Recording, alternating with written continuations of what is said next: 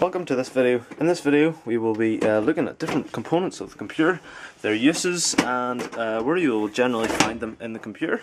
So if you just open the case up, if you want to have a look at them, you can open the case. Some cases have a wee mechanism on the side that you can just flick open and the case will pop up as it did there. Some other ones you might need to use a screwdriver. So generally it's a flathead Phillips screwdriver. If you can use it to open up the case, if your case isn't like mine.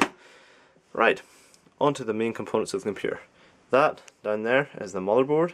That's the main kind of source of all the computer components. They all go into it. It's kind of the main base of your computer.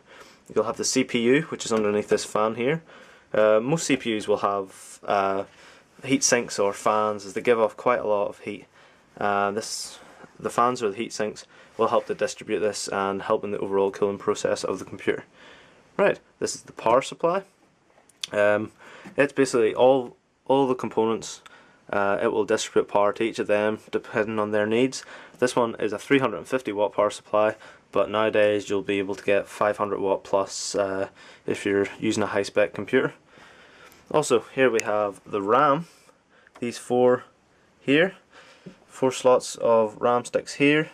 The RAM is basically used for storing programs while you're running, and also the operating system whenever it is booted up. Okay, you have your hard drive here for storing all your files, and it's connected up to the motherboard. We also have our discs. These here too are your DVD drives. I have a DVD RW and a DVD ROM drive in there.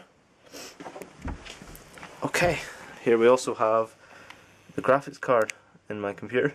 The graphics card is basically for playing games, things if you're into games, or even things like watching videos. So any real graphics processing, that your graphics card will deal with all that. At the back here we have the VGA and the DVI ports.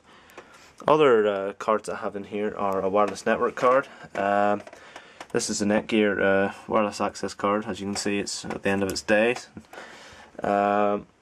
It's basically for connecting to a wireless network that you may have around your house. You can also get USB versions of those which you can plug in just any USB port within the computer. Here's the sound card.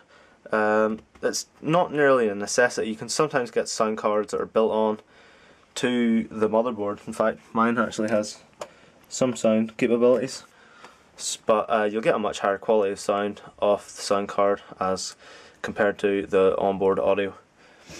And there is the ports at the back from the sound card. We also have a microphone port and a headphone port at the front of the computer, which is also connected to the sound card.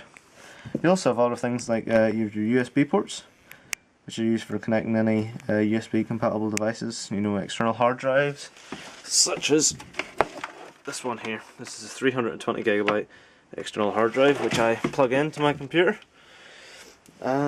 That's about it really. If you want any more videos, there'll be some more up soon about each different component of the computer and how to install it. I should be doing one on the RAM and how to install a graphics card, and also maybe just some general computer safety while you're updating your computer.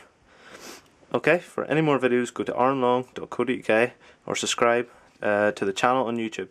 Also add any comments if you want any more help. I'll try my best to answer them. Thank you.